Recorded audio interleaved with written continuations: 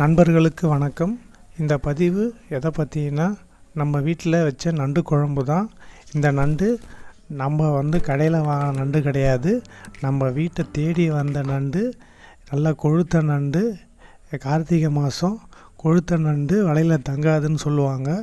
அந்த நண்டு அதே மாதிரி வலையை விட்டு நம்ம வீட்டு பக்கம் வந்துடுச்சு.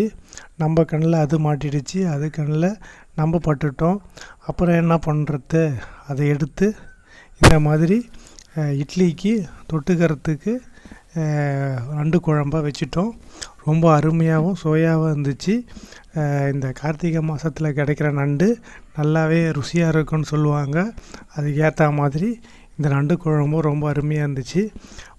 உங்கள் பக்கத்துலேயும் இந்த மாதிரி நண்டு கிடச்சிதுன்னா நீங்கள் செஞ்சு சமைச்சு பாருங்கள். நன்றி, வணக்கம்.